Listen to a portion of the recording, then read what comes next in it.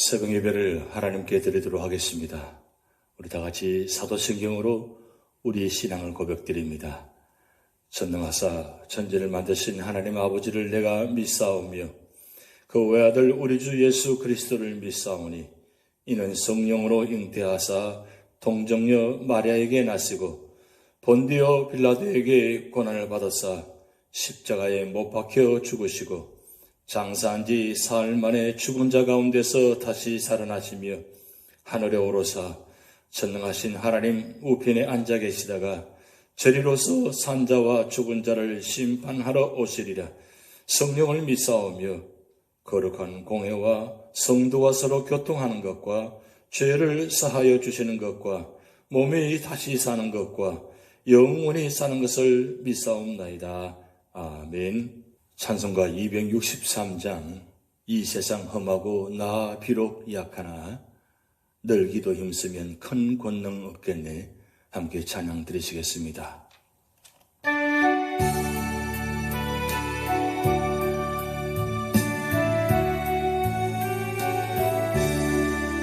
이 세상 험하고 나 비록 약하나 늘 기도 힘쓰면 큰 권능 얻겠네.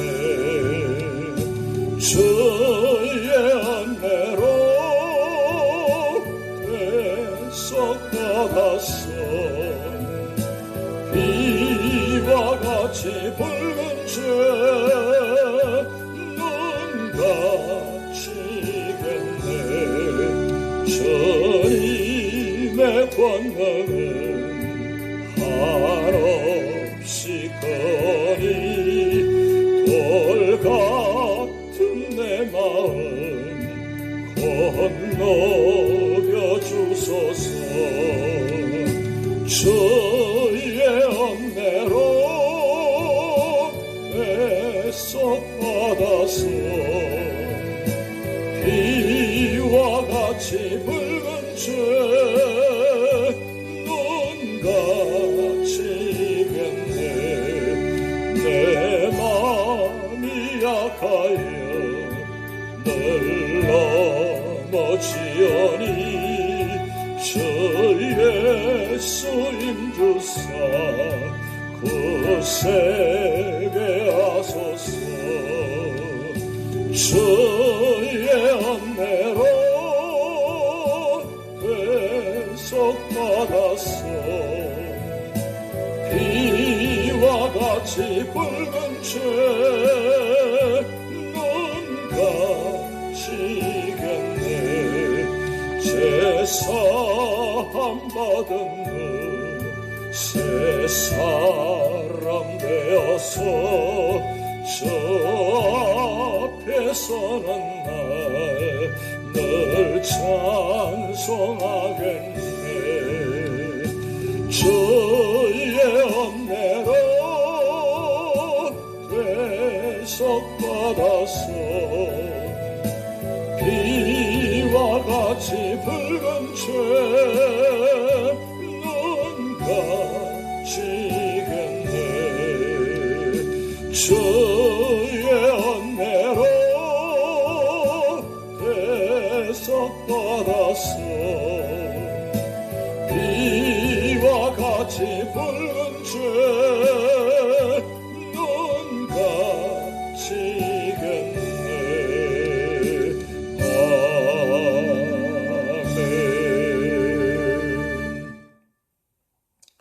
오늘 우리에게 주신 하나님의 말씀은 요한계시록 17장 1절에서 18절 말씀입니다.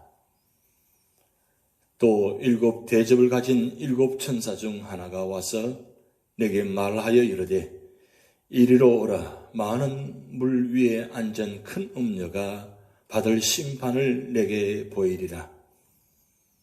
땅의 임금들도 그와 더불어 음행하였고 땅에 사는 자들도 그 음행의 포도주에 취하였다 하고 곧 성령으로 나를 데리고 광야로 가니라. 내가 보니 여자가 붉은빛 짐승을 탔는데 그 짐승의 몸에 하나님을 모독하는 이름들이 가득하고 7머리와 10뿔이 있으며 그 여자는 자주빛과 붉은빛 옷을 입고 금과 보석과 진주로 꾸미고 손에 금잔을 가졌는데 가정한 물건과 그의 음행의 더러운 것들이 가득하더라. 그의 이마에 이름이 기록되었으니 비밀이라, 큰 바빌론이라, 땅의 음녀들과 가정한 것들의 음이라 하였더라. 또 내가 보매 이 여자가 성도들의 피와 예수의 증인들의 피에 취한지라. 내가 그 여자를 보고 놀랍게 여기고 크게 놀랍게 여기니 천사가 이르되 왜 놀랍게 여기느냐? 내가 여자와 그가 탄 7머리와 10뿔 가진 짐승의 비밀을 내게 이르리라. 내가 본 짐승은 전에 있었다가 지금은 없으나 장차 무정행으로부터 올라와 멸망으로 들어갈 자니 땅에 사는 자들로서 창세 이후로 그 이름이 생명책에 기록되지 못한 자들이 이전에 있었다가 지금은 없으나 장차 나올 짐승을 보고 놀랍게 여기리라. 지혜 있는 뜻이 여기 있으니 그 7머리는 여자가 앉은 7산이요 또 7왕이라. 5은 망하였고 하나는 있고 다른 하나는 아직 이르지 아니하였으나 이르면 반드시 잠시 동안 머무르리라. 전에 있었다가 지금 없어진 짐승은 8째 왕이니 7 중에 속한 자라. 그가 멸망으로 들어가리라. 내가 보던 10뿔은 10왕이니 아직 나라를 얻지 못하였으나 다만 짐승과 더불어 임금처럼 한동안 권세를 받으리라. 그들이 한 뜻을 가지고 자기의 능력과 권세를 짐승에게 주더라. 그들이 어린 양과 더불어 싸우려느니와 어린 양은 만주의 주시오 만왕의 왕이시므로 그들을 이기실 터이요 또 그와 함께 있는 자들 곧 부르심을 받고 택하심을 받은 진실한 자들도 이기리로다. 또 천사가 내게 말하되 내가 본 바 음녀가 앉아있는 물은 백성과 무리와 열국과 방언들이니라. 내가 본 바 이 10뿔과 짐승은 음녀를 미워하여 망하게 하고 벌거벗게 하고 그의 살을 먹고 불로 아주 살이리라. 이는 하나님이 자기 뜻대로 할 마음을 그들에게 주사 한 뜻을 이루게 하시고 그들의 나라를 그 짐승에게 주게 하시되 하나님의 말씀이 응하기까지 하심이라. 또 내가 본 그 여자는 땅의 왕들을 다스리는 큰 성이라 하더라. 아멘. 오늘 요한계시록 17장의 말씀은 우리 모든 신앙인들이 어떻게 하면 승리하는 신앙생활을 할 것인가에 대한 말씀이 나와 있습니다. 요한계시록 16장은 이 지구상에 일어나는 마지막 전쟁과 하나님의 최후의 진노의 전경을 다루었습니다. 이어지는 17장은 그 하나님의 마지막 진노를 통해서 멸망하게 될 이 지상의 왕국을 묘사하는 거 있습니다. 그리고 18장에 들어가면 그 마지막 세상 왕국이 멸망하는 모습이 구체적으로 설명되어집니다. 그런 다음 19장에 예수님의 재림에 대해 묘사하고 있습니다. 17장에서 마지막 세상 왕국은 바빌론으로 상징되어 있습니다.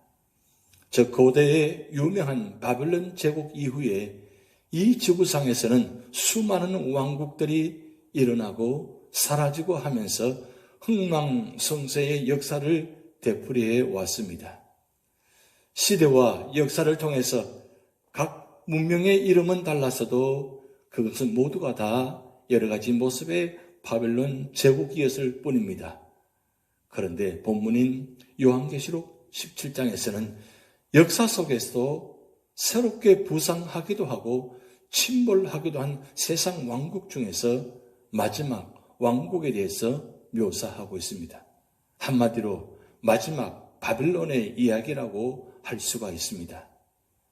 17장, 18장은 큰 음료로 상징된 바벨론의 모양과 멸망을 보여주고 있습니다. 그러기에 계시록은 격려와 위안의 책이기도 합니다. 예수 그리스도께서 결국 모든 원수들을 이기시고 승리하셨기 때문입니다. 그러나 원수들의 권세와 포악은 놀랍습니다. 그러므로 우리는 믿음의 원수를 알고 잘 배워야 믿음 생활에서 승리할 수 있는 것입니다. 그러면 승리하는 신앙생활을 하려면 어떻게 하면 되겠습니까? 첫 번째로는 1절에서 6절 말씀을 통해서 세상의 세속주의와 향락에 빠지지 말아야 한다고 말씀하고 있습니다. 사도 요한은 이번에 큰 음녀가 많은 물 위에 앉아있는 모습을 보았습니다. 구약에서는 두로나 니느웨를 음녀에 비유하였는데 여기 음녀가 앉아있는 물은 이 세상을 가리킵니다. 이는 곧 음녀가 온 세상을 장악하고 있음을 보여주고 있는 말씀입니다. 이 음녀가 무엇을 어떻게 하였습니까? 땅의 모든 왕들과 백성들을 유혹하여 음행하고 그들에게 포도주를 먹여 포도주에 취하게 하였습니다.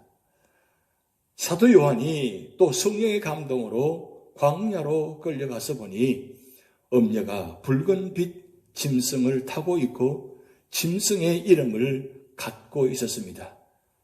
자주빛과 붉은빛 옷을 입었고 온갖 금, 보석, 진주를 꾸미고 손에 금잔을 가지고 있었습니다. 이렇게 음녀는 휘황찬란하게 치장하고 술잔을 들고 유혹하고 있습니다. 이 음녀는 누구입니까? 그 이마에 이름이 기록되어 있으니 큰 바벨론이라고 했습니다. 바벨론을 음녀라 부른 것은 하나님을 배반하고 거짓된 우상을 숭배하면서 방탕한 생활을 하기 때문입니다. 음녀는 묘사한 것은 세상의 물질적, 영적 유혹이 창녀와 너무 유사하기 때문입니다. 즉 본문에서 음녀는 하나님을 대적하며 우상 숭배를 하는 초역사적 세상의 전력이나 근원을 뜻하고 있는 것입니다.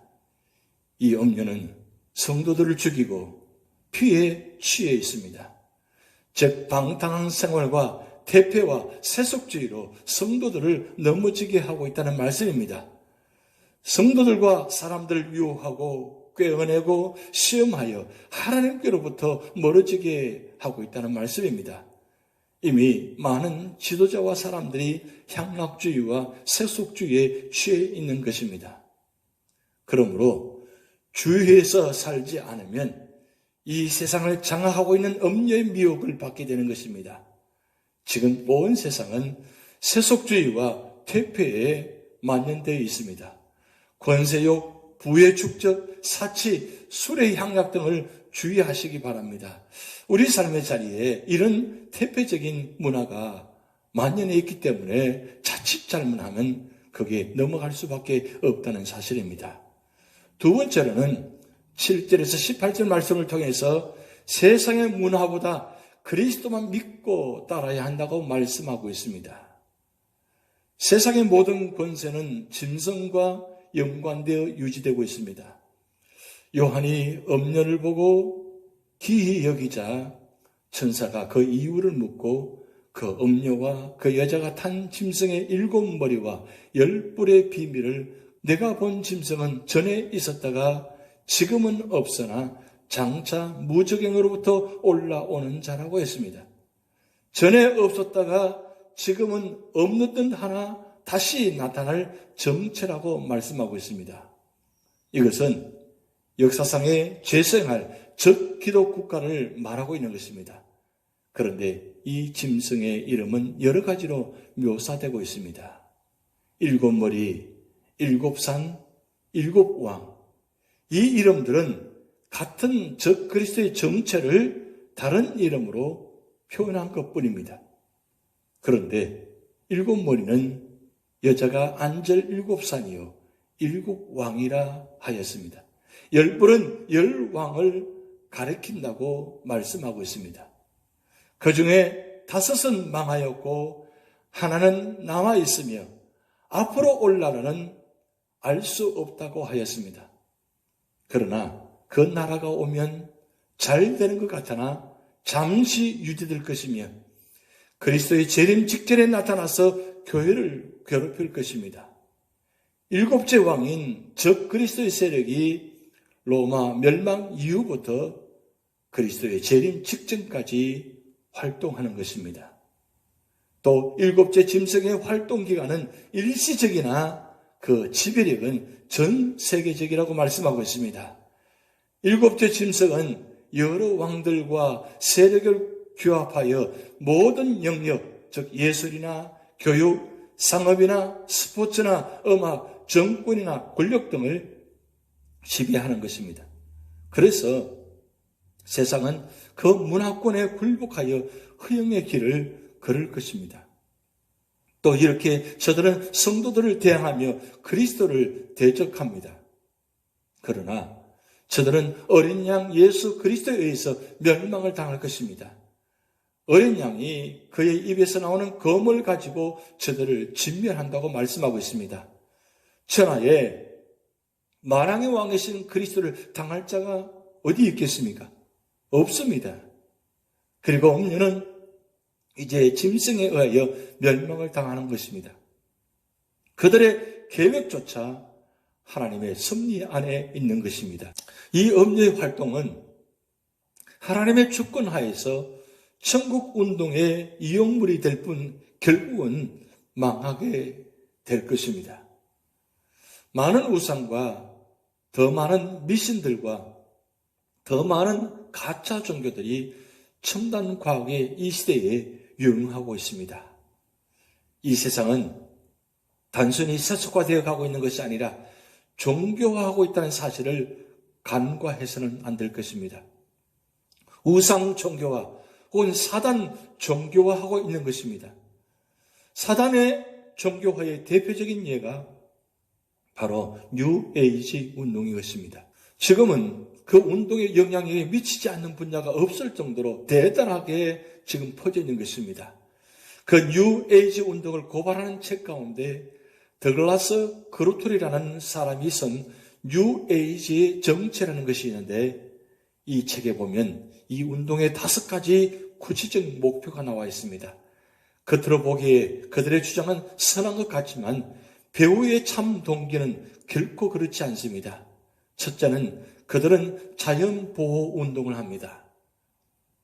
그러나 이들의 궁극적 목표는 인간과 자연은 결국 하나라는 사상으로 사람들을 이끌어가는 것입니다.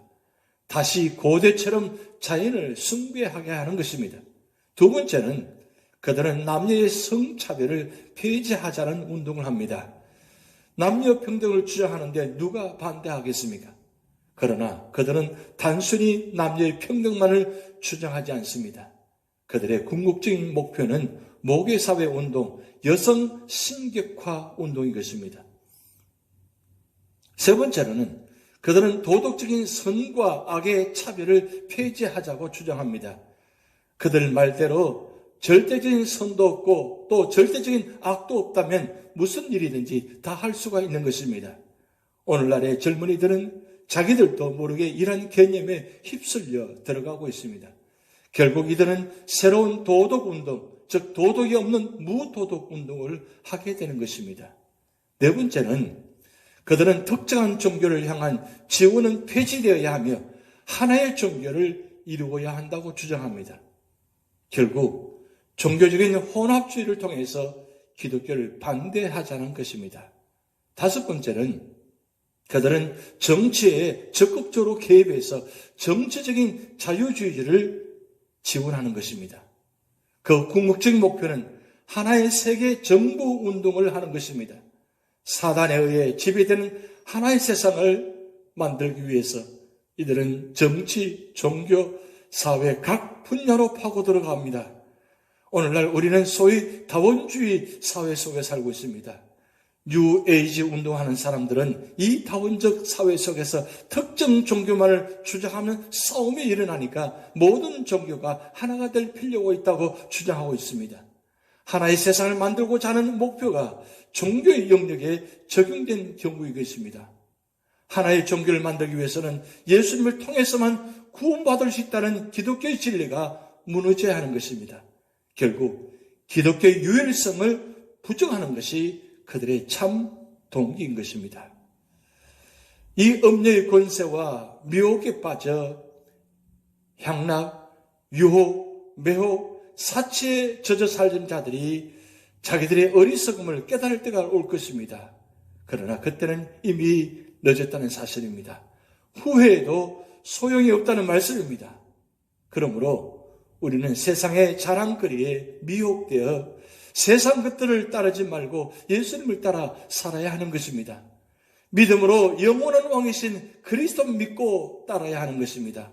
그래야 이 모든 싸움에서 승리하게 될 것입니다.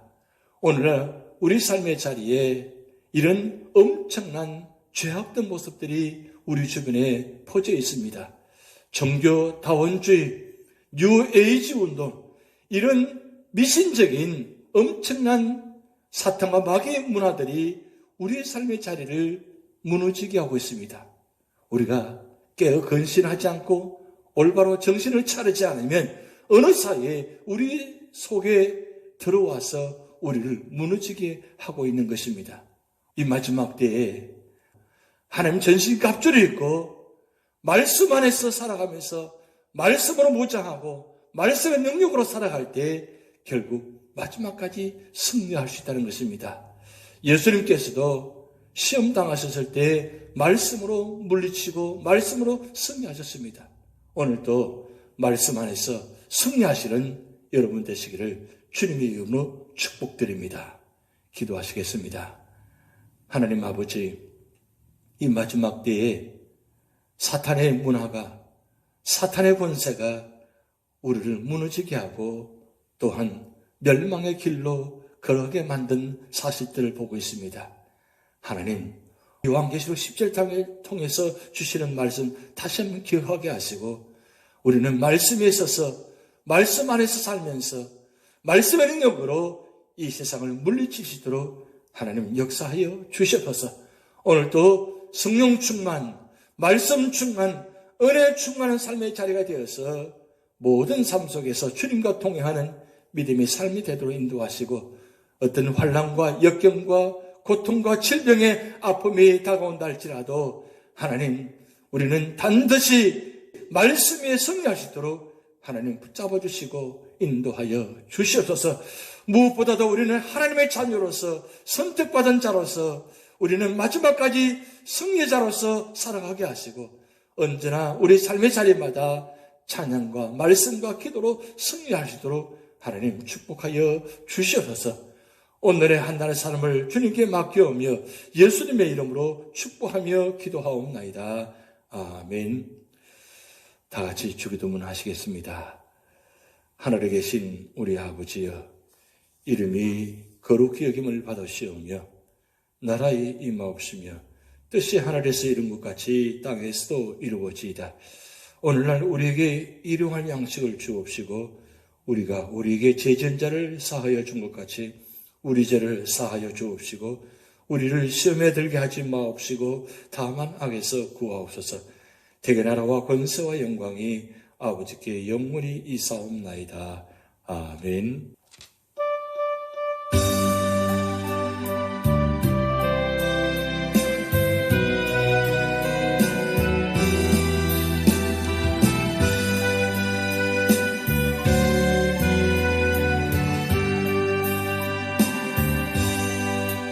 당신이 지쳐서 기도할 수 없고 눈물이 빗물처럼 흘러내릴 때 주님은 아시네. 당신의 약함을 사랑을 돌봐주시네.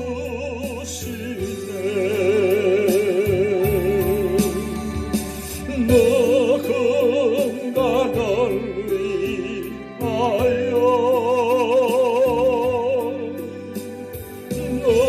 누군가 기도하네.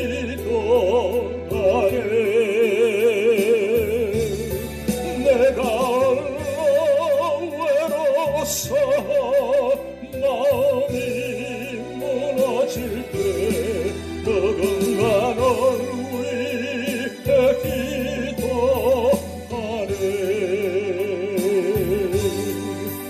당신이 외로이 홀로 남았을 때 당신은 누구에게 위로를 얻나. 주님은 아시네.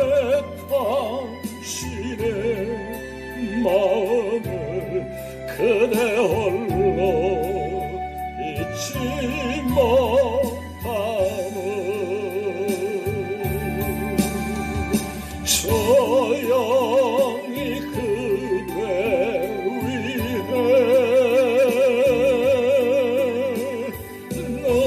누군가 기도하네.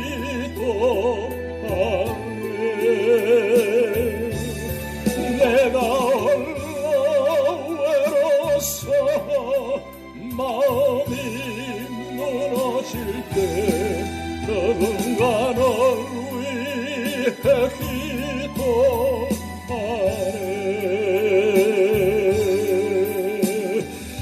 조용히 그대 위해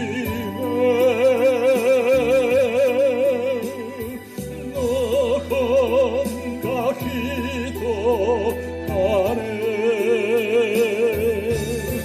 내가 외로워서 마음이 무너질 때 누군가 널 위해 기도하네.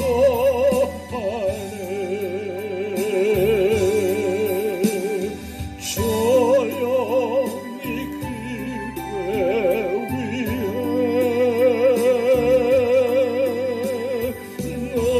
누군가 기도하네.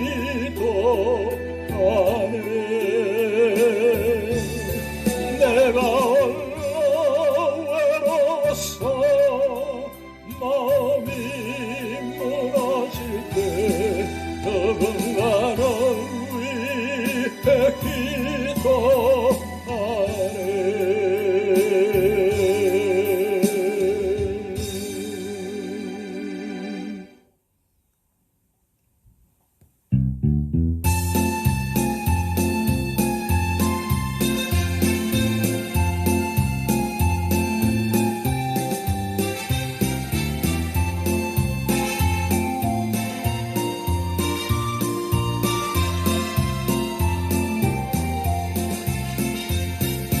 예수는 참포도나무, 우리는 가지이니 성령의 열매 맺고자 주님 안에 영원히 살리라. 주 안에 살리라. 주 안에 살리라. 사랑 기쁨 건강과 평화 영원한 행복과 능력과 승리와 모든 것 더하여 주시네. 예수는 선하신 목자, 우리는 양떼이니 푸르른 맑은 물가로 주가 친히 이끌어 주시네. 주 안에 살리라. 주 안에 살리라. 주는 나의 목자 되시니 미련과 양식과 평안의 모든 것 나에게 넘치게 주시네. 예수는 생명의 창기, 우리는 술래자니 모든 것 주께 맡기고 주가 가신 그 길을 걸으리 주 안에 살리라 주 안에 살리라 주는 나의 생명 되시니 믿음과 소망과 사랑의 참생활 주 안에 살리라 주 안에 살리라 주 안에 살리라 주는 나의 생명 되시니 믿음과 소망과 사랑의 참생활 주 안에 살리라 주 안에 살리라 주 안에 살리라 주는 나의 생명 되시니 믿음과 소망과 사랑의 참생활 주 안에 살리라